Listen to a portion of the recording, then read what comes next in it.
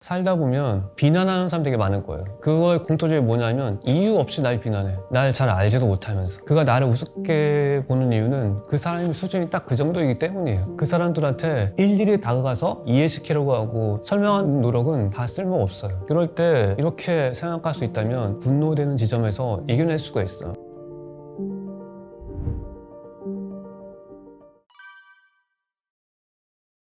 네, 제가 이번에 사랑을 날들을 위한 괴테시라는 책을 냈는데 이거는 제가 뽑은 괴테 77편의 시를 직접 번역해서 실었는데 낭독하면서 짧은 내용이니까 한번 하나 말씀드려 볼게요. 여러분이 아마 살다 보면 비난하는 사람 되게 많을 거예요. 그거의 공통점이 뭐냐면 이유 없이 날 비난해. 날 잘 알지도 못하면서. 그럴 때 이런 말이 있어요. 누군가 날 절벽에서 밀었다. 덕분에 내가 날개가 있다는 걸 알게 되었다. 이 말이 있죠. 근데 이 말에서 멈추면 여러분이 더 많은 인사이트 얻을 수가 없어요. 거기서 한번 생각해 보세요. 더 뭐가 있을까? 제가 그 생각해서 글로 썼거든요. 여러분들을 위해서 쓴 글인데 제가 한번 낭독해 볼게요. 들어보시면서 이렇게 생각하면서 내가 내 마음을 단단히 유지할 수 있겠다 하면 생각해 보세요. 모든 비난에 대처하는 가장 지혜로운 자세. 나를 절벽에서 민 사람 때문에 내가 날개가 있다는 사실을 알게 된다고 세상은 말한다. 그런데 그건 밀린 내 입장이고 반대로 민 사람 입장에서는 어떤 풍경이 보일까? 바로 그렇다. 그는 내게 날개가 있다는 사실을 알려준 사람이 아니라 내가 멋지게 날아가는 모습을 가장 처음으로 본 사람이다. 어떤가? 그래서 세상의 모든 비난을 결국 자신에게 돌아온다. 그에게 가장 큰 고통은 자신이 밀었던 그 사람이 하늘을 날아가는 모습을 목격하게 되는 괴로운 현실이니까. 그러니 당신을 이유 없이 비난하고 티집을 잡고 있는 사람이 있다면 그에게 이렇게 외쳐라. 마음껏 나를 밀어라. 너는 내가 날아가는 모습을 처음 본 목격자가 될 뿐이니까. 이렇게 생각할 수 있다면 분노되는 지점에서 이겨낼 수가 있어. 그리고 모든 분노의 지점은 그 사람이 가진 지성의 한계예요. 그가 나를 우습게 보는 이유는 그 사람의 수준이 딱 그 정도이기 때문이에요. 그 사람들한테 일일이 다가가서 이건 이거고 저건 저거니까 이해시키려고 하고 설명하는 노력은 다 쓸모없어요. 그 사람은 이해했으면 날 비난하지 않았을 거예요. 그리고 설명해서 이해가 될 정도의 수준이라면 처음부터 날 뭐라고 하지 않았을 거예요. 여러분이 누군가 나한테 무례하게 행동하면 이 사람은 그게 무례한 건 모르는 사람이에요. 모르는 사람한테 이건 무례한 거야. 이게 설명할 수 없게 되겠죠. 그냥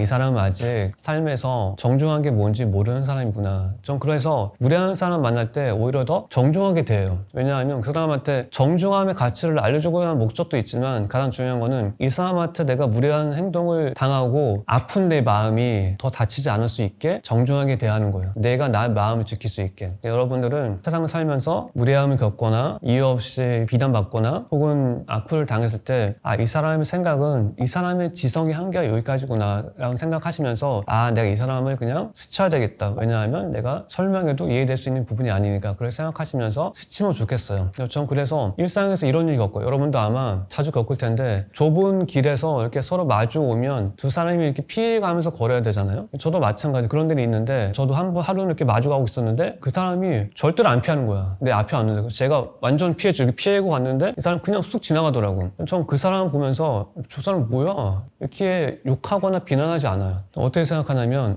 이 사람은 밀치고 지나가야만 살 수 있는 힘든 곳에서 살고 있구나 이렇게 생각하면서 동시에 이 사람은 살면서 배려라는 것을 한 번도 받아본 적이 없구나. 좋아, 내가 배려해줬지? 배려 경험치 1 준 거야. 그러니까 앞으로 경험치 한 10 정도 쌓이면 너도 이제 배려가 뭔지 알게 될 거야. 그때 이제 나처럼 너도 누군가를 배려해줘 라면서 이제 기도하고 지나가죠. 여러분 화나게 한 사람한테 화를 내봐야 똑같은 사람이 된다. 왜냐면 여러분도 잘 아시겠지만 낮은 수준의 사람한테 다가가서 화를 내면 나도 같은 수준의 사람이 돼요. 왜냐하면 말이 통해야지 싸울 수 있기 때문에 내가 내려가야 돼요. 올라가야지. 내려갈 수는 없잖아요. 그 사람들이 비난하고 화를 내고 무례하게 굴면 저 사람은 저기에 있구나. 그냥 저 사람은 저기에 있다는 것을 알고 그냥 저 사람이 더 나아질 수 있도록 바라면서 그냥 나는 나를 유지하는 것. 그게 되게 힘들지만 차분하게 유지하는 것들이 되게 좋을 것 같다라는 생각이 듭니다. 여러분도 아마 일상에서 같은 말도 다정하게 하는 사람이 있을 거예요. 그 사람과 같이 있으면 내가 초원에서 있는 것처럼 차분해지고 행복해져요. 근데 어떤 사람은 같은 말을 해도 되게 못되게 해요. 어떻게 저렇게 못되게 할 수 있을까라는 생각이 들 정도로. 저는 그래서 다정하게 말한다는 것이 과연 어떤 것일까 생각해 봤더니 다정하게 말하는 사람들은 다정함의 가치를 알고 있어요. 그래서 똑똑하거나 지능이 높은 사람만이 다정하게 얘기할 수 있다는 것을 이제 깨닫게 되었는데 그 부분이 녹아있는 문장을 제가 한번 책에서 한번 낭독하면서 설명해 드려볼게요. 주위 사람의 좋은 점을 찾아서 다정한 말로 전해주는 일, 이런저런 저급한 표현으로 마음으로 당신의 결점에 대해 언급하는 사람들은 알고 보면 당신이 받는 고통의 몇 배나 큰 고통을 자신에게 주며 스스로를 괴롭히고 있습니다. 차라리 다정한 표현으로 당신의 장점을 알려주는 게 그들에게 더 좋은 선택이었을 겁니다. 그러니 언제나 살아있고 진실한 마음으로 더 좋은 것을 선택하는 게 좋습니다. 부디 최상의 것을 놓치고 지나가는 일이 없기를 바랍니다.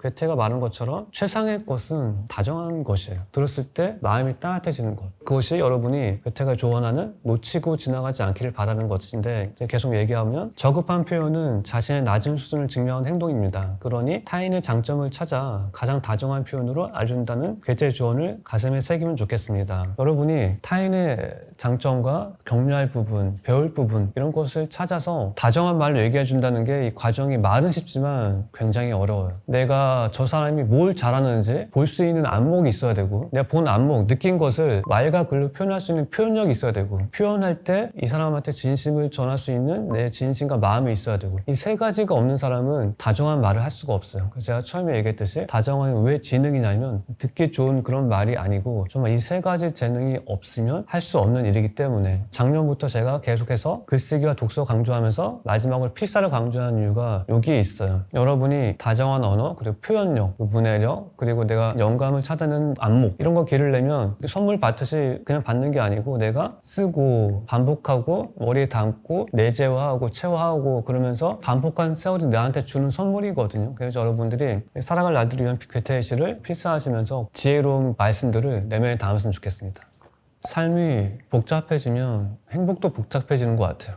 그래서 단순한 삶이 가장 아름답다고 생각하는데 그게 어떤 것이 있냐면, 제가 하루는 마트에서 와인을 고르고 있는 커플을 봤어요. 근데 제가 30분 동안 그 커플이 와인 한 병 고르려고 자기 30분을 투자하고 있더라고요. 그런데 마침내 그 커플이 와인을 골랐는데 어떤 거냐면 그냥 다른 마트보다 1,000원 싼 와인을 고르려고 30분을 투자한 거야. 여러분 어떻게 생각하세요? 어리석다고 생각할 수도 있고, 3,000원이면 내가 30분 동안 일해서 그냥 더 돈을 벌어서 더 비싼 거 사겠다 이렇게 생각할 수 있어요. 근데 그걸 보면서 제가 이 글을 썼어요. 한번 읽어볼게요. 오빠, 이 와인 검색해봐. 이거 다른 마트보다 싼 거 같은데? 대형 마트에서 와인 행사를 하면 쉽게 만나볼 수 있는 연인의 풍경입니다. 저는 그 모습을 풍경이라고 부르고 싶습니다. 사실 그들이 구매하는 와인은 다른 마트보다 기껏해야 1,000원, 많아야 3,000원 정도 저렴할 뿐입니다. 최대 3,000원 정도 이득을 볼 수 있는 일에 자신의 시간을 30분 가까이 투자한 셈이죠. 저는 이번에는 그걸 투자라고 말하고 싶습니다. 이유는 간단합니다. 그들은 값싼 시간을 버리는 대신에 값비싼 행복을 잡았으니까요. 그 연인의 분주한 모습이 저에게는 어떤 예술가도 표현할 수 없는 따뜻한 풍경화처럼 느껴졌습니다. 실제로 몇십 분 만에 그 연인은 행복한 표정으로 바라보며 좋아, 이거 2,000원이나 싸네? 우리 이거 사자. 같은 말도 누가 어디에서 들려주냐에 따라서 느껴지는 온도가 다릅니다. 시간이 중요하다는 당신의 말도 맞습니다. 야, 그냥 사. 뭐하러 가격을 비교하고 있냐? 라고 말하며 그냥 구입할 수도 있죠. 하지만 괴테는 행복이 언제나 우리 눈앞에 있다고 말했습니다. 가끔은 일상에서 즐길 수 있는 행복의 빈도를 높이기 위해 시간을 값싸게 소비하고 대신 값비싼 행복을 손에 쥐는 것도 자신을 위한 따뜻한 선택이 아닐까요? 그래서 괴테가 이런 얘기를 했어요. 당신은 대체 어디까지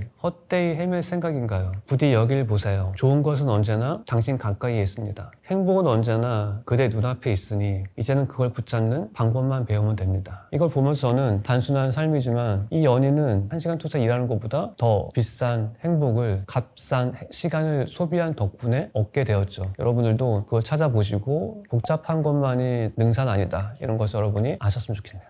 여러분이 나에 대해서 모르게 되면 방황하더라도 나의 것이 될 수가 없어요. 하루를 살아도 나의 것 남지 않겠죠. 제가 하루는 영하 10도가 넘었을 때 3명이랑 같이 나갔어요. 마침 제 앞에서 저보다 먼저 나간 또 할머님이 손자랑 같이 나갔었는데 문을 잡아준 거예요. 잡는 것만 끝나지 않고 눈인사까지 해줬어요. 이렇게 뒤로 보면서 눈 인사. 근데 그걸 저만 봤어요. 저만 봐서 저는 원래 글로 안 나가려고 했거든요. 딴 데 나가려고 했는데 그걸 봤어요. 얼른 뛰어가서 문 잡고 감사합니다 말한 다음에 그러고 나갔어요. 이걸 왜 중요하게 생각하냐면 이게 되게 귀한 배려잖아요. 배려를 볼 수 있는 사람만 볼 수 있어요. 그때 저는 저 혼자가 아니어서 지인과 걸어갔는데 저만 그걸 봤어요. 그분이 저를 위해서 손 잡았고 그걸 누가 봤냐면 손자가 봤어요. 저는 손자가 있기 때문에 더 빨리 뛰어갔어요. 왜냐하면 할머니가 누군가를 위해서 배려하는 모습이 결코 가치 없는 게 아니라는 것을 깨닫게 해주고 싶어서 아마 그 손자는 뛰어가는 모습을 보면서 그리고 감사합니다는 말을 통해서 그 손자는 앞으로 똑같이 배려 있는 사람을 자라게 될 거예요. 그거 왜 왜 나를 아는 게 중요하냐면 그 사람은 배려를 아는 사람일까? 행복을 아는 사람일까? 사랑이 뭔지 아는 사람일까? 이거에 따라서 그 사람의 지성의 수준이 정해지는데 그걸 모르고 살게 되면 삶이 계속 어려워지게 되겠죠. 내 수준이 어디인가라는 것을 알기 위해서 여러분이 더욱더 노력해야 되고 그 안에 독서와 글쓰기 이 두 가지가 있어야 된다고 저는 생각을 해요. 그래서 그걸 어떻게 하면 해낼 수 있는지 한번 계속 말씀드려 보겠습니다. 천천히 그러나 쉬지 않고 성장하는 삶, 당신의 젊은 나날을 온전히 활용하고 배워야 할 때를 놓치지 마세요. 그리하여 늦기 전에 좀 더 똑똑해져야 합니다. 운명을 결정하는 커다란 저울은 평행을 이루는 일이 거의 없으므로 당신은 그 위에 서든가 아니면 내려가야 합니다. 당신은 이겨서 지배하던가 아니면 복종하면서 빼앗겨야 해요. 승리의 환희를 즐기고 싶은가요? 아니면 패배의 고통을 견디고 싶은가요? 당신은 망치로 살면서 호령하거나 망치의 받침대로 살며 희생해야 합니다. 코프타의 노래라는 괴테의 시인데 누구나 처음 시작은 앞이 깜깜하기 마련입니다. 그럼에도 아주 천천히 그러나 쉬지 않고 성장하는 사람들이 있습니다. 그들은 세상과 자신을 바라보는 삶의 태도가 이렇게 다르죠. 모두 각자의 힘든 전쟁을 치르고 있다. 나는 나만의 속도가 있으니 서둘지 말자. 외로워서 만난 사람은 날 더 외롭게 만든다. 주변의 반응이 아닌 내 느낌이 더 중요하다. 시간이 흐르면 저절로 사라지는 것에 연연하지 말자. 내 삶의 불은 내가 스스로 켜는 것이다. 결국 내가 나아져야 모든 문제가 해결된다. 모든 삶에는 이유가 있습니다. 우리에게 젊은 나날이 주어진 이유도 따로 있죠. 하지만 그 삶을 멋지게 활용하는 사람도 있는 반면에 복종하며 활용당하는 사람도 있습니다. 태도만 바꾸면 삶이 바뀔 수 있습니다. 이 멋진 사실을 꼭 잊지 마시기 바랍니다. 저는 최대한 젊은 날에 자기 자신의 삶을 바꿔야 한다고 생각하는데 제가 가장 좋아하는 이어령 선생님 제 인생의 멘토 이렇게 말씀하셨죠. 젊은이는 늙고 늙으면 죽는다. 이 말씀이 전 귀하다고 생각해요. 왜냐하면 우리 언제가 늙기 때문에 지금 당장이라도 자신을 더 나아지게 바꿀 수 있어야 돼요. 여러분이 살면서 나를 알고 나를 성장시키고 이런 것들이 하고 싶지만 당장에 하는 게 쉽지가 않아요. 그래서 성장할 수 있는 언어, 다른 공간으로 이동하게 만들 수 있는 언어, 더 다채로운 표현력을 줄 수 있는 언어 이런 것들을 내면에 하나하나 쌓아야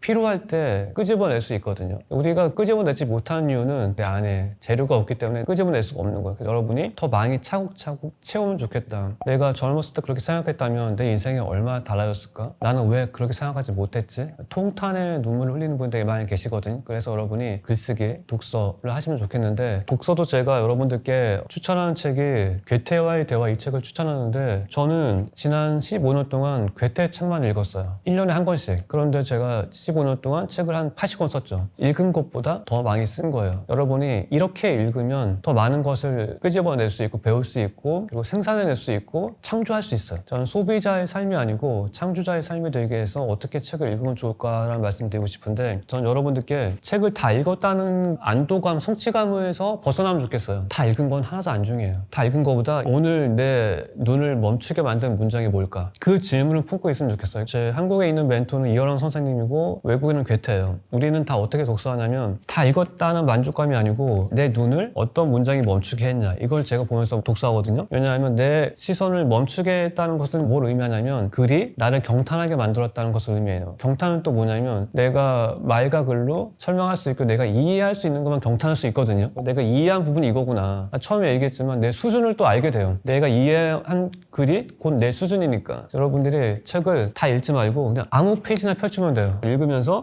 이 문장 나 읽으면서 경탄했고 정말 내 마음에 담고 싶어 그러면 그 문장을 내면에 담고 책을 덮는 거예요. 덮고 어떻게 하냐면 그 문장으로 하루를 살아보는 거예요. 그게 독서예요. 책을 1시간 동안 다 읽는 게 중요한 게 아니고 한 문장을 품고 이제 책은 내려놓고 내 품은 문장 가령 뭐 인간은 노력하나 방어한다 문장 품었어. 그럼 그 눈으로 이제 세상을 보는 거죠. 그러면 여러분의 일상의 곳곳에서 또 멈추게 돼요. 내가 질문을 품고 있기 때문에 질문을 품고 사는 사람은 일상의 곳곳에서 멈춰서 무언가를 발견하게 돼요. 근데 그게 없는 사람들은 그냥 살기만 하죠. 그러면서 나중에 어떻게 될까요? 지루해. 사는 거 다 똑같아. 맨날 반복돼. 맨날 지루한 인생이 반복되는 이유는 내가 품은 문장이 없기 때문에. 그렇지 않고 맨날 새로운 이유는 새로운 문장을 매일매일 품고 있는 덕분에 매일매일 새로운 답이 보이니까 인생이 새로운 거예요. 그래서 여러분이 아는 대부분의 위대한 철학자들은 살면서 죽을 때까지 자기 사는 곳에서 많이 이동한 적이 없죠. 그 사람들은 자기 사는 곳에서 내가 자주 가는 놀이터에서 벤치에 앉아서 세상을 봤어요. 근데 그분은 다 세상을 떠났지만 전 세계에서 그들의 글을 읽고 있죠. 이 철학자는 가본 적도 없는 동네에 사는 사람들이 이 철학자의 책을 읽고 있어요. 이건 뭘 의미할까요? 거기에 가는 건 중요하지 않아요. 가장 익숙한 공간에서 매일매일 다른 질문을 품고 매일 세상을 즐길 수 있다면 얼마나 좋을까. 여러분이 쉽게 다 읽었다고 말하지 말고 매일매일 문장에 줄을 치면서 가슴에 품고 살았으면 좋겠고, 일상에서 독서하는 방법을 바꾸시면서 이제 내가 어떤 부분에 경탄이 됐고 어떤 생각을 했고 내가 일상에서 어떻게 실천할 수 있고 글로 만들 수 있을 것인가, 그런 삶을 시작하시면서 지성을 쌓아나가는 시간이 되면 좋겠습니다. 부모님께서 의도하지 않게 아이한테 간섭하고 아이가 하는 가능성을 재단하는 말, 그런 말들을 할 때가 있는데 정말 중요한 문제인데 스스로 인지하기가 되게 힘들어요. 내가 지금 아이의 가능성을 재단하고 있어 라고 생각하면서 재단하는 부분은 없거든요. 뒤늦게 생각해보니까 내가 그랬구나 라는 후회를 슬프게 해요. 근데 그거를 조금 더 빨리 알 수 있다면 얼마나 좋을까 생각을 해서 그걸 제가 여러분들께 오늘 특별히 전하기 위해서 숨겨놨다가 제가 가져왔습니다.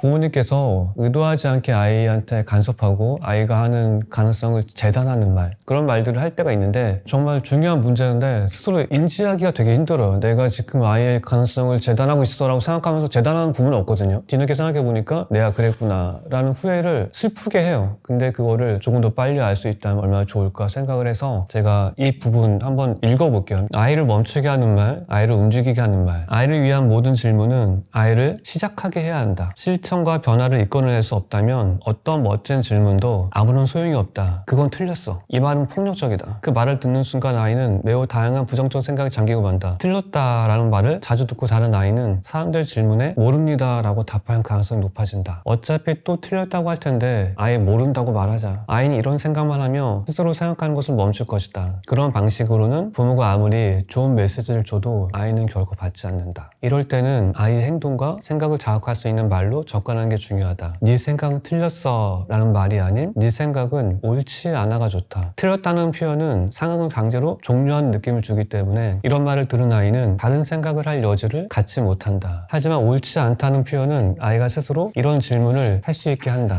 옳은 생각을 하려면 난 어떻게 해야 하지? 그렇게 조금씩 스스로에게 질문을 던지며 자신의 행동과 삶을 변화시킬 방법을 탐구한다. 그렇게 변화하기 시작한 아이는 앞서 언급한 것처럼 사람들의 질문에 모릅니다 라고 답을 하지 않는다. 그 대신 이렇게 말한다. 저는 아직 알지 못합니다. 모릅니다와 알지 못합니다 사이에는 매우 넓고 큰 차이가 있다. 왜 이 차이가 있냐면 저는 사람들한테 이렇게 얘기해요. 책을 읽고 나서 그 책 읽었어요 물어보면 보통의 대답은 이래요. 그 책 안다. 저는 이렇게 얘기하죠. 그 책을 안다고 여러분이 말하면 그 책을 영원히 알 수 있는 기회를 놓칠 수 있게 됐다. 책은 한 번 읽었다고 해서 알 수 있는 게 아니에요. 읽었다고 안다는 전혀 달라요. 저도 마찬가지로 자녀 교육과 철학과 인문학에 대해서 저는 잘 몰라요. 모르기 때문에 계속 공부할 수 있고 계속 글 쓸 수 있고 계속 말할 수 있는 거예요. 안다고 제가 섣불리 얘기하면 아무것도 안 하게 될 거예요. 알고 있으니까. 여러분이 아이에 대해서 더 알고 싶고 더 좋은 지식을 추구하고 싶고 그리고 아이도 역시 그런 삶을 살고 싶게 만들고 싶다면 안다는 말을 하지 말자. 왜냐하면 진짜 아는 사람들은 실천을 하죠. 그래서 알아가는 중입니다. 아이랑 함께 저는 공부하는 중입니다. 나아지는 중입니다. 성장하는 중입니다. 이렇게 말씀하시면 좋겠어요. 그러면 이제 말이 바뀌게 되겠죠. 나는 지금 무엇을 모르는가? 내가 더 알아야 할 것은 무엇인가? 그렇게 스스로 움직여 무언가를 배우고 생각하고 실천하는 아이의 언어는 그렇지 않은 아이의 언어와 분명한 차이가 있다. 때로는 위대한 지식보다 사소한 표현 하나가 아이의 인생을 바꾸기도 한다. 작은 표현 하나만 바꿔도 아이의 일상이 통째로 바뀐다. 경험한 자는 그것을 말하려고 하고 이해한 자는 그것을 글로 쓰려고 하며 통찰한 자는 그것을 실천한다. 제대로 안다면 자신이 먼저 실천할 수밖에 없다. 부모가 스스로 알게 되면 아이는 저절로 알게 된다. 이런 말씀을 많이 하시 부모님께서 아는데 실천하기 힘들어요. 전혀 그렇지 않아요. 몰라서 실천 못하는 거예요. 아는데 못한다는 게 말이 안 되죠. 실천한 만큼의 가치를 아직 모르기 때문에 실천하지 않는 거예요. 여러분이 지금 배우고 느끼고 본 것을 실천에 대한 가치를 알고 있다면 실천하겠죠. 근데 그것보다 하우스중에 더 많아. 우선순위에 밀린다는 것은 그 일을 위로 올릴 만큼의 가치를 아직 모른다는 증거예요. 여러분이 그래서 이제부터 삶에서 힘들어서 못하지 누가 못하냐? 이런 말 하지 마세요. 이 말 자체가 아는 사이에 볼 때는 저 사람은 아직 잘 모르는 사람이구나 이런 생각이 들게 만들어요. 그런 삶에서 상태에서 벗어나기 위해서 우리가 지워야 되는 단어가 나는 그 누가 힘들어서 못하지 몰라서 못하냐 이 말을 지워야 돼요. 내가 한계에서 벗어나야 더 알기 위해서 노력할 수 있게 되고 내가 내 배우자 내 아이의 말을 이해하려고 다가갈 수 있게 된단 말이에요. 나는 언제나 모르는 사람이다 라는 것을 알고 있는 게 되게 중요하다 그 말씀을 드리고 싶네요. 부모님께서 아이를 인정하는 게 다 말은 쉬워요. 근데 되게 어려워요. 우리가 실천하지 못한다는 것은 되게 어렵다는 거예요.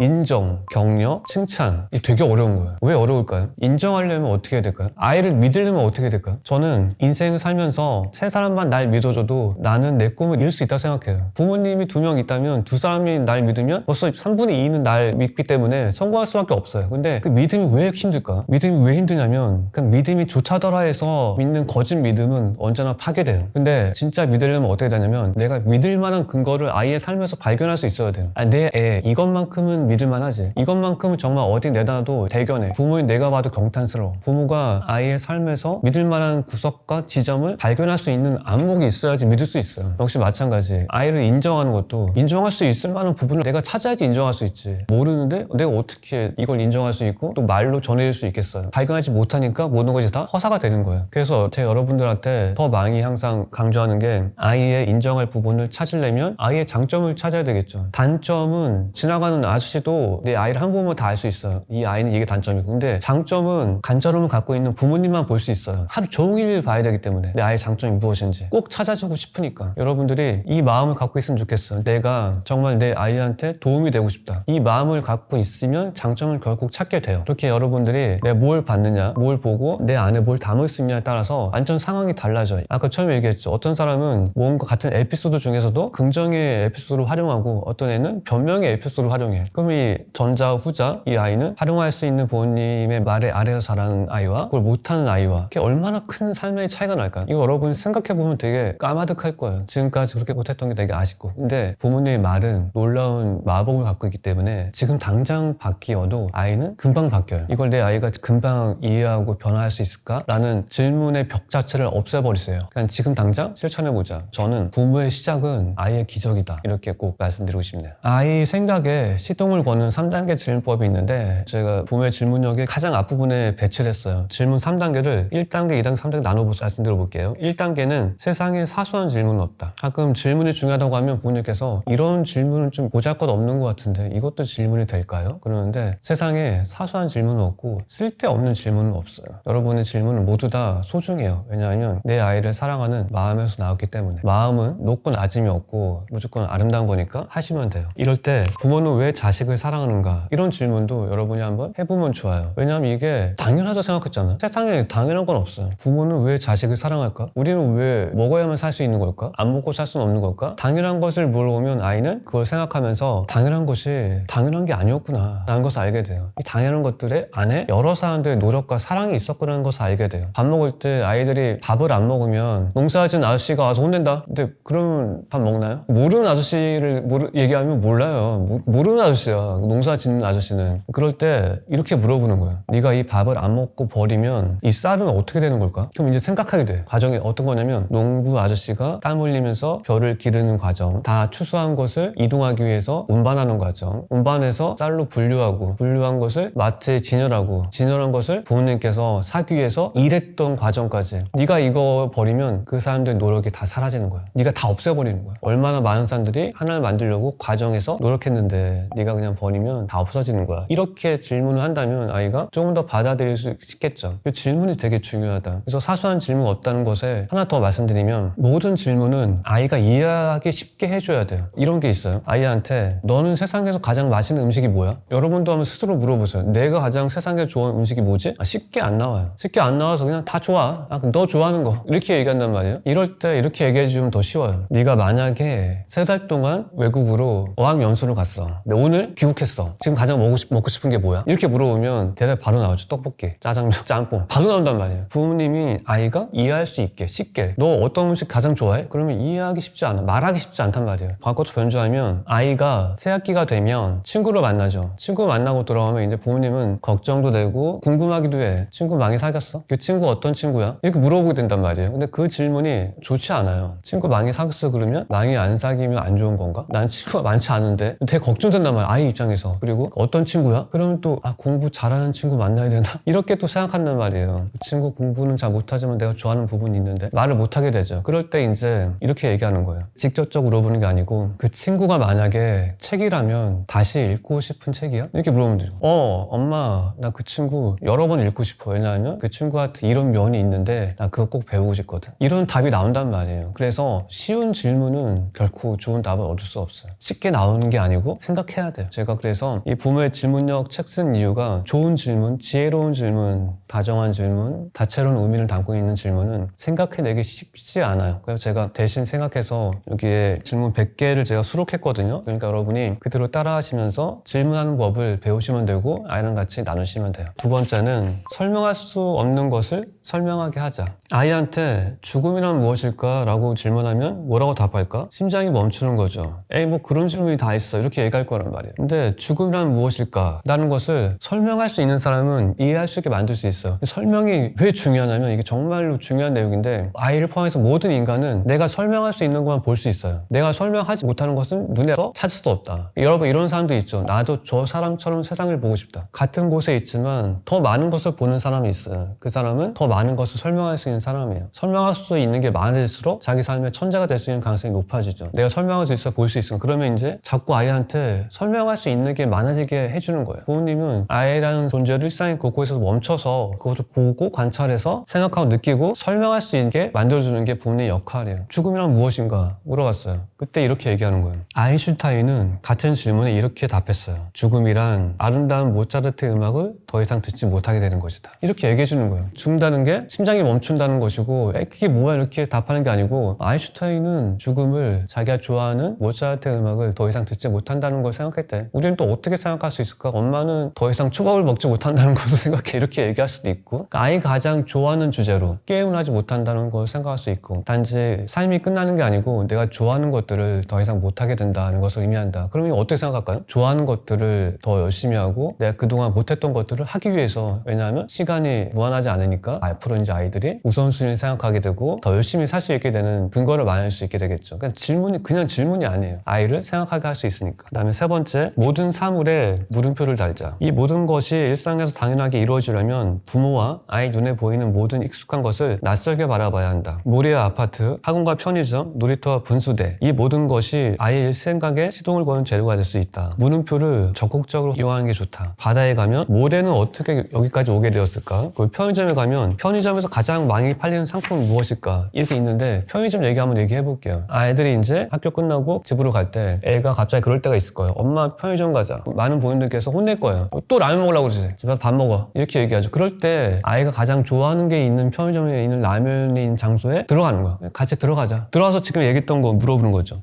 편의점에서 가장 많이 팔리는 상품이 어디 있을 것 같아? 어느 매대에 진열돼 있을 것 같아? 그럼 애는 신나서 얘기하겠지. 가장 좋아하는 장소니까. 나는 라면 제일 좋아하는데 이 여기 있을 것 같아. 왜? 내가 라면 좋아하는데 내 친구도 좋아하거든? 가장 잘 팔리는 거니까 눈앞에 있을 것 같아. 그래야 살 수 있으니까. 생각을 하고 생각 확장하고 더 깊이 생각할 수 있단 말이에요. 그렇게 되면 어떻게 될까요? 그걸로 통해서 이제 아이는 하나를 보게 된다. 이게 왜 중요하냐면 제가 오늘 오전에 깨달았는데 아이들이 배운 건 되게 많은데 본 건 별로 없어요. 되게 이게 슬픈 일인 것 같아. 학원과 학교에서 많이 배웠는데 본 게 없어. 근데 지금 얘기했죠. 편의점에서 가장 잘 파는 상품 어디 있는 것 같아? 매대. 내 눈앞에 있는 라면. 이걸 본 거예요. 본 건 뭘까요? 내가 스스로 깨달은 거예요. 편의점에서 가장 잘 파는 상품은 눈앞에 있어. 눈높이에 있어. 왜냐하면 그래야 사람들이 잘 집어서 살 수 있으니까. 이걸 내가 보고 깨달았죠. 이게 최고의 문해력이에요. 배우지 않은 것을 스스로 깨닫는 힘. 눈으로 보고. 이게 눈의 힘인데 시각의 힘이에요. 깨달았죠. 이게 하나 기억으로 자리 잡아. 이걸 여러분이 아이는 좋아하는 곳에 가서 질문 한 것만으로도 아이한테 기억을 남겨줄 수 있고 본 것을 말해줄 수 있단 말이에요. 문해력의 기본이 될 수 있는 바탕 지식. 그게 많이 쌓이면 아이는 꺼낼 게 많아져요. 그 아이만이 받을 수 있는 흡수할 수 있는 지식을 얻어내겠죠. 아이 혼자서 질문 답하고 그럼 또 아이만의 지식이 쌓여간단 말이에요. 아이들은 꺼낼 수 있는 기억이 많을수록 더 많은 것을 깨달을 수 있어요. 그걸 해줄 수 있는 게 바로 부모님의 질문이다.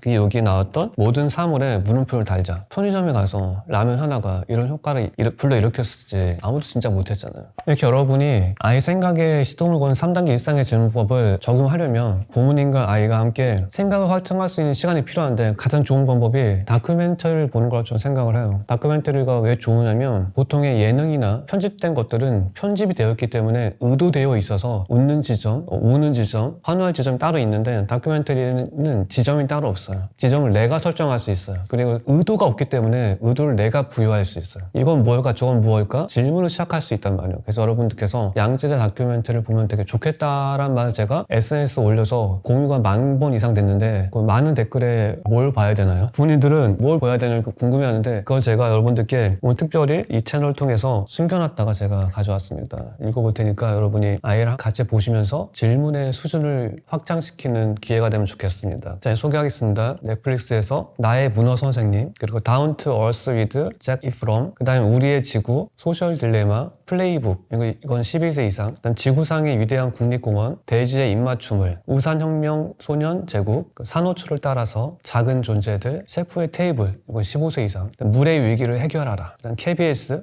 참화고도, 문명의 기억, 지도, 다큐 인사이트, 한반도 자연유산, 그다음에 MBC, 남극의 눈물, 아마존의 눈물, EBS, 문명과 수학, 빛의 물리학, 사라진 인류, 극한 직업, 인류세, BBC, 살아있는 지구, 디즈니 플러스, 고래의 비밀, 내셔널 지오그래픽 코스모스, 이렇게 여러 가지 제 채널마다 다 말씀드리는데 이 다큐멘터리를 보면서 제가 했으면 좋은 질문을 몇 개 또 뽑아왔는데 한번 들어보세요. 다큐멘터리의 제목을 새로 짓는다면 뭐라고 짓고 싶어? 제목 짓는 게 되게 중요해요. 왜냐하면 제목은 한 줄이에요. 내 생각을 한 줄로 압축시키는 훈련을 제목을 지으면서 매일 할 수 있어요. 이거 꼭 매일 하면 좋겠어요. 이건 다큐멘터리 제목이 아니더라도 매일 밤 너는 네가 오늘 보낸 하루를 제목으로 짓는다면 어떻게 짓고 싶어? 이게 되게 매일매일 쉽게 할 수 있어요. 하루를 돌아볼 수 있겠죠. 일단 두 번째, 먹지 않아도 살 수 있으면 세상은 어떻게 될까? 그렇게 생각하는 이유는 뭐야? 이 다큐멘터리 대부분 환경에 대한 거거든요. 환경을 지키기 위해서 네가 할 수 있는 게 뭘까? 5가지만 한번 생각해 볼래? 그리고 또 하나, 지금 생각나는데 자연을 보호합시다. 이 말에 대해서 어떻게 생각하세요? 이 말에 대해서 깊이 생각해 본 분들은 이 말이 안 된다는 게 느껴질 거예요. 왜냐하면 바뀌었어요. 인간이 자연을 보호한 적은 없어요. 언제나 자연의 몫이었지. 자연이 인간을 보호했지. 완전 바뀌었단 말이에요. 이게 앞뒤가 바뀐 거라서 이거에 대해서 생각해보는 시간. 우리 인간은 자연을 어떻게 하면 훼손하지 않을 수 있을까를 고민해야지 보호는 못하는 거야. 인간은 사는 것 자체가 훼손하는 거니까 어떻게 하면 덜 훼손할 수 있을까? 이게 맞지 않을까? 이렇게 한번 생각해보시는 거예요. 정말 사소하고 다 맞다고 생각하는 것을 다시 한번 물어보는 거예요. 그다음 마지막에 다큐멘터리 다 본 다음에 이렇게 이 다큐멘터리가 우리에게 전하는 메시지가 뭐라고 생각해? 이 메시지를 한번 우리 삶에서 실천해 본다면 어떤 걸 실천해 볼 수 있을까? 실천까지 해야지 우리가 그거를 진짜 봤다고 할 수 있어요. 여러분이 아이랑 같이 이렇게 다큐멘터리를 보고 끝내지 않고 이렇게 지금 제가 말씀드린 질문을 나눠주시면서 아이가 거기에서 벗어나서 자기 삶에서도 내 삶이라는 다큐멘터리를 멋지게 찍을 수 있게 만들어줄 수 있으면 좋겠습니다. 한 부모님께서 아이를 혼내고 있었어요. 왜 어떻게 혼냈냐면 너 네가 똑똑한 줄 알지? 듣자마자 안 되는데 이런 얘기를 들으면 안 되는데 아이랑 같이 일상을 보내다 보면 나도 모르게 어쩔 수 없이 혼내는 상황이 있거든요. 그럴 때 부모님께서 되게 많이 자책감을 가지세요. 그리고 어떻게 하면 혼내지 않고 좋게 말할 수 있을까라는 고민하는데 당장 내 감정을 추스르지 못하고 말이 나오면 아이 삶에 도움이 별로 되지 않아요. 이것 한마디만 바꿔도 되게 좋은 효과를 거둘 수 있을 것 같아요. 어떤 거냐면 안녕하세요. 김정훈 작가입니다. 여러분 또 만나 뵙게 되었는데요. 책과 채널을 좋아해서 이렇게 다시 한번 찾아뵙게 되었고 여러분께 오늘 다른 곳에서 말하지 않은 2가지 사항을 공개할 예정이니까 여러분이 끝까지 꼭 한번 열심히 시청해 주시면 감사하겠습니다. 아이랑 있을 때 하면 안 될 행동 워낙 많죠. 한 부모님께서 아이를 혼내고 있었어요. 왜 어떻게 혼냈냐면 너 네가 똑똑한 줄 알지? 듣자마자 안 되는데 이런 얘기를 들으면 안 되는데 내가 가서 아니야 넌 똑똑해. 너는 너만의 장점이 있어. 이 얘기를 내가 그 아이한테 100번 해주고 싶었어요. 왜냐면 아이는 많이 들은 말을 따라가게 되거든요. 이 아이가 자기 부모님한테 부모님 화날 때마다 너 네가 똑똑한 거 같지? 그 다음에 부모님 뭐라고 했냐면 그냥 기분 좋으라고 했던 말이야. 네가 똑똑한 줄 알아? 말을 팍 그냥 퍼붓는 거야. 내가 느끼는 그대로 생각하지 않고. 이렇게 말하는 부모님이 드문드문 종종 있어요. 이렇게 얘기하면 아이가 얼마나 큰 실망감을 느낄까요? 그런 삶을 살고 있는지 스스로는 잘 몰라요. 내가 무슨 말하고 사는지 잘 모르기 때문에. 육아방송 이런 거 있잖아. 보면 육아방송 나온 부모님들이 자기 일상을 보고 깜짝 놀라잖아요. 내가 어떤 표정으로 아이를 윽박질렀는지. 이렇게 부정적으로 윽박지르는 부모님께서 쓰시는 언어 중에 하나가 이런 게 있어요. 넌 숙제 왜 안 했어? 그러면 아이는 이렇게 생각하죠. 나 숙제 안 한 아이야. 그러니까 혼나야 돼. 나 잘못했어. 부모님이 판결의 언어예요. 너 왜 안 했어? 근데 아까 마찬가지로 안을 못으로 바꾸면 숙제 왜 못했어? 그럼 이제 아이는 다시 생각하기 시작해요. 내가 게임을 너무 많이 했네. 숙제할 시간에 게임을 했어. 그래서 내가 숙제를 못했구나. 엄마한테 이렇게 설명해 드려야지. 근데 엄마한테 설명하려면 내 마음을 어떻게 표현하면 될까? 표현력, 어휘력, 관찰력, 그리고 내가 잘못한 것을 돌아보는 그런 시간도 가질 수 있고, 다양한 능력을 부모님께서 안을 못으로만 바꿔도 해낼 수가 있어요. 그러면서 이제 그게 끝이 아니죠. 그 아이가 부모님한테 말하면서 엄마, 나 게임을 하느라 숙제하는 거 잊어버렸네. 다음부터는 숙제 먼저 하고 게임할게. 그래서 이렇게 생각하면서 뭘 우선시해야 되는지까지도 알 수 있게 되고, 시간이 무한하지 않다. 내가 소중한 것을 먼저 해야지. 이런 것을 부모님께서 일일이 얘기해주지 않아도 안을 못으로만 바꾸면 저절로 깨닫게 돼요. 그래서 육아의 모든 것은 내가 말해서 되는 게 아니고, 아이의 삶과 입에서 듣고 싶은 말을 내가 참으면 아이가 입에서 들려줘요. 아이랑 같이 일상을 보내다 보면 나도 모르게 어쩔 수 없이 혼내는 상황이 있거든요. 그럴 때 부모님께서 되게 많이 자책감을 가지세요. 그리고 아이한테 말을 했는데 내가 잘못했다, 잘못 말했다, 실수했다, 너무 화를 많이 냈다, 이럴 때 내가 그걸 느꼈다면 그 느낀 부모님들은 되게 대단하신 부모님이에요. 못 느낀 부모님이 많아요. 내가 잘못한 건지 모르는. 그래서 여러분이 잘못한 걸 느끼고 내가 고치고 싶다는 생각하고 계시다면 이미 된 거예요. 그거 얘기해 주면 돼. 지금 생각한 그대로. 어떤 거냐면, 나 진짜 내 마음은 네가 책을 읽고 책에 있는 지혜를 흡수하길 바라는 마음에서 이 책을 추천한 건데 네가 읽지 않았다고 내가 화내서 미안해. 그냥 이렇게 생각한 것을 말하듯이 얘기하면 돼요. 그럼 그 아이가 이해하게 될 거예요. 근데 그렇게 생각하지 않고 생각한 것을 막 지워버리고 왜 다른 말을 하려고 하는지 모르겠어요. 근데 대부분 부모님께서 반성하고 내가 잘못을 아이한테 얘기해야지 하면 이미 내 안에 답이 다 있어요. 그걸 그냥 끄집어서 술술 낭독하듯이 얘기해주면 충분히 된다. 저는 그렇게 생각합니다. 저 할머니와 함께 있었던 일화를 제가 들려드릴 건데, 들어보시면 내가 뭐가 틀렸고 어떻게 하면 잘할 수 있을지를 한번 가늠해 볼 수 있을 거예요. 자, 한번 읽어보겠습니다. 초등학교 시절 그만 실수로 할머니가 정말 아끼던 도자기를 떨어뜨려 깬 적이 있습니다. 속으로 전 생각했어. 이거 할머니가 정말 아끼는 건데. 걱정하고 있던 저에게 할머니는 전혀 예상하지 못한 말을 하셨죠. 보통의 부모님 같았으면 조심하라고 몇 번 말했어. 근데 너 때문에 못 살아 이렇게 말했을 텐데, 이 할머니는 저한테 어떻게 말씀하셨냐면, 종원아, 다치진 않았니? 괜찮아. 누구나 다 그럴 수 있어. 할머니랑 과자 사러 나가자. 그렇게 할머니와 동네 슈퍼에 가서 과자를 사온 이후 한동안 실컷 먹었죠. 한 30분 정도 지났어요. 그때 할머니가 차분한 음성으로 이렇게 저한테 이렇게 말씀하셨어요. 정원아, 이제 우리 도자기 같이 치우러 갈까? 네가 실수로 한 일이지만 제대로 돌보지 못한 내 책임도 있으니 다치지 않게 할머니랑 같이 치우자. 그렇게 힘을 합쳐서 모두 치운 후에 할머니는 저에게 다시 이렇게 말씀하셨어요. 어떤 실수를 하든 책임을 지면 그 실수는 사라지는 거야. 오늘도 참 잘했어. 앞으로 조금만 더 조심하면 되는 거야. 그리고 꼭 잊지 말고, 할머니는 네가 늘 자랑스러워. 이 부분이 되게 저한테 감동스러워서 잊혀지지 않는 게 뭐냐면, 실수와 책임에 대해서 할머니가 화를 안 낸 덕분에 저한테 알려주실 수 있게 되었어요. 네가 책임지면 어떤 실수도 없앨 수 있는 거니까 네가 회피하지 않고 책임지고 해결하면 돼. 그러면 넌 실수한 게 아니고 도전한 거야. 이거를 한마디로 알려줄 수 있었던 근본적인 이유에는 저한테 화를 내지 않았고, 그리고 괜찮니? 먼저 물어본 다음에 제가 가장 좋아하는 그때 치토스 사가지고 신문지 펼쳐가지고 30분 동안 먹은 다음에 마음이 잔잔해진 다음에, 왜냐하면 할머니도 속으로 화가 났을 거예요. 화가 났지만 내가 화내면 안 되지. 왜냐하면 화내면 모든 교육은 사라지니까. 화내면 내가 그동안 쌓아놨던 모든 지성의 샘물이 다 말라가는 게 느껴져요. 내면의 삶에 물을 다시 채우시고 습기를 머구는 그 지혜의 말로써 저한테 괜찮니? 네가 실수해도 책임지면 다 사라지는 거야. 이렇게 말씀하셨죠. 이게 과정이 되게 중요해요. 물론 여러분이 일상에서 화가 나기 때문에 매번 이렇게 할 수는 없어요. 근데 저는 매번 이렇게 하라는 게 아니고 5번 중에 한 번만 이렇게 한번 해보자. 5번 중 5번 다 화내지 말고 한 번만 화 안 내면 그걸 여러분 성공이에요. 왜냐하면 한 번 여러분이 화 안 내고 좋은 말을 들려주면 아이는 그걸 기억하죠. 4번의 싫은 말은 기억하지 않아요. 언제나 아름다운 것이 불결한 것을 지워버리니까. 여러분들이 아이가 나중에 커서 우리 엄마가 나 화분 깨트렸는데 그때 화 안 냈어. 그때 엄마 나 용서하던 그 눈빛이 기억나. 그 힘으로 나 이렇게 열심히 살 수 있어. 이렇게 힘낼 근거를 여러분들께서 일상의 곳곳에서 말은 발현해 주는 거예요. 그래서 여러분들께서 지금 내가 아이의 현재 현실을 하나하나 만들어 나가고 있다. 그 말이 아이의 살아갈 자산이 된다. 그래서 아이의 살아갈 자산이 될 수 있는 가치 있는 말을 해주자라는 생각하고 계시면 화날 때 조금 참고, 왜 그렇잖아요. 나오는 대로 말하는 사람이 있고 2번 생각하고 말하는 사람이 있고 3번까지 생각하고 말하는 사람이 있어요. 그 3번 생각하고 말한다는 것은 되게 어려워요. 근데 그 어려운 일을 어떻게 할 수 있냐면 내 아이의 내일까지 생각하는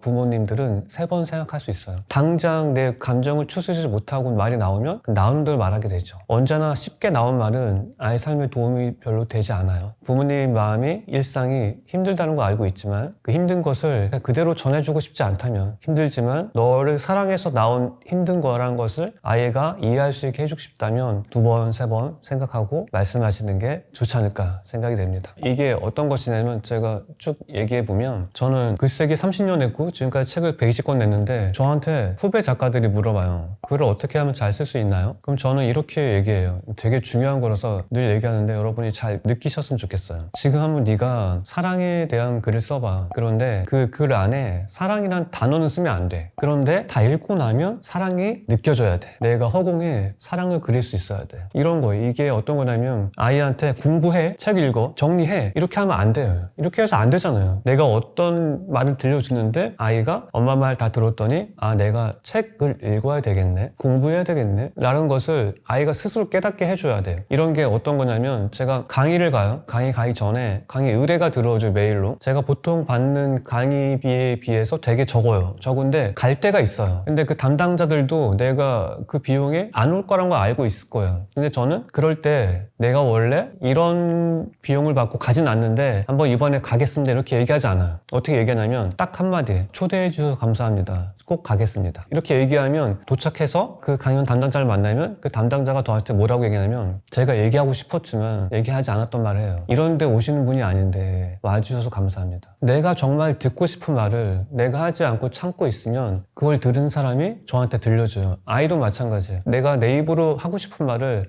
참고 그게 녹아있는 문장을 들려주면 그걸 아이들이 얘기해줘요. 엄마 말 듣고 나니까 내 숙제를 먼저 했어야 됐네, 게임 먼저 해서 미안해, 내가 잘못해서 실수했어, 이렇게 얘기하지. 근데 이걸 아이 입에서 나오지 않고 부모님이 먼저, 너 게임 누가 먼저 게임하라고 했어, 숙제 안 하겠지, 잘못했어 안 했어, 몇 대 맞을래? 그러면 어떻게 하면 안 맞을 수 있을까? 맨날 엄마 혼내, 난 맨날 짜증 만들고 난 진짜 못하는 애인가 봐, 이렇게 하고 끝나죠. 모든 잘못은 여러 가지인데 항상 감정의 문제로 끝나요. 그러면 해결되는 게 하나도 없어요. 내가 들려주고 싶은 말을 참고 녹아든 말을 통해서 이해할 수 있게 할 수 있다면 그 삶을 변화시킬 수 있는데, 말은 쉬운데 실천하기 되게 어려워요. 어려워서 제가 여러분을 위해서 뭘 만들었냐면 아이와 하루 5분 필사. 그 만든 이유가 뭐냐면, 제가 쓴 책들을 필사하면서 아이한테 들려주면 좋은 말들을 여러분이 필사하면서 내면에 담는 거예요. 공부해가 아니고 이 필사한 문장을 읽어봤더니 아, 이걸 아이한테 들려주면 아이가 공부를 왜 해야 되는지 알 수 있겠다. 여러분이 아이한테 들려주고 싶은 그 문장을 필사의 문장으로 녹여 담아서 제가 썼어요. 그래서 여러분들이 늘 그렇지만 80%는 움직이지 않아요. 근데 활동하고 있는 20%는 정말 다 효과를 보고 있고, 왜냐하면 효과를 봤다는 거 어떻게 알 수 있냐면, 작가님 처음에는 이게 될까?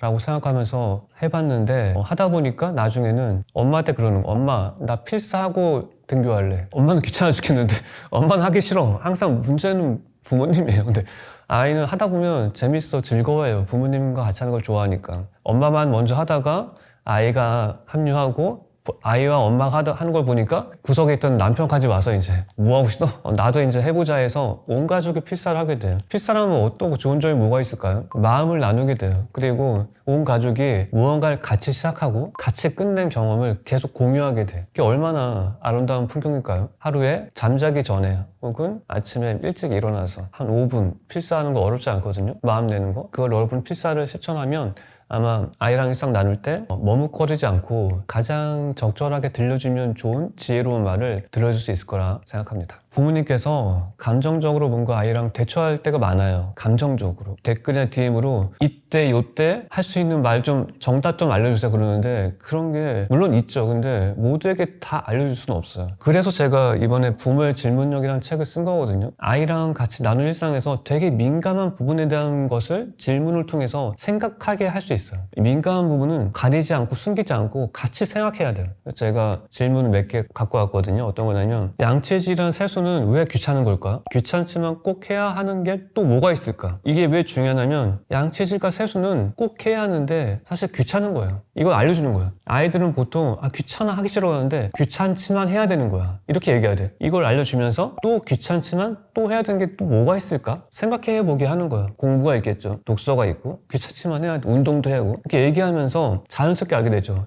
공부, 운동, 독서는 양치질과 세수처럼 귀찮지만 해야 되는 거구나. 하기 싫을 때마다 귀찮지만 또 해야지. 이렇게 하다 보면 어떻게 될까요? 결국에는 하는 아이가 돼요. 귀찮지만 한 아이가 돼. 싫지만 해놓고 끝내고 노는 아이가 되는 거죠. 이 질문을 받아본 아이와 안 받고 사는 아이는 달라져. 완전 달라져요. 이렇게 감정에 고리될 수 있는 그런 것들은 질문을 통해서 꺼내서 의논하고 생각해보고 할 수 있게 만드는 거예요. 그 다음에 또 하는 게 뭐가 있냐면 유튜브나 게임에 중독되는 이유가 뭘까? 뭐든 적당히 즐기려면 어떻게 하면 좋을까? 이것도 되게 중요하죠. 유튜브 게임에 중독돼서 고민하는 분들 많이 계시죠. 이거를 꺼내놓고 얘기하는 거예요. 너는 유튜브나 게임에 왜 중독되기 쉽다고 생각해? 그래서 왜 우리는 과정을 즐겨야 되는 걸까? 여기에 답이 있어요. 과정을 즐기면 중독되지 않을 수 있어 라는 말을 은근히 알려주는 건데 이게 어떤 게 있냐면 아이랑 같이 인형 뽑기 안 해본 부모님 없을 거예요. 게임장 가서 애가 그래요. 아빠 1,000원만 2판 하고 올게. 딱 2판만 하는 거야. 2판 하고 왔어. 그러면 이제 부모님이 애를 보자마자 뭐라고 물어볼까요? 대부분 인형 뽑았어? 이렇게 물어본단 말이에요. 그럼 아이는 어떻게 생각할까? 인형을 뽑아야 되는 거구나. 결과의 질문이에요. 근데 이럴 때 이렇게 물어보면 애는 이렇게 생각해. 뽑아야 되니까 돈 더 달라고 그래요. 더 해야 돼.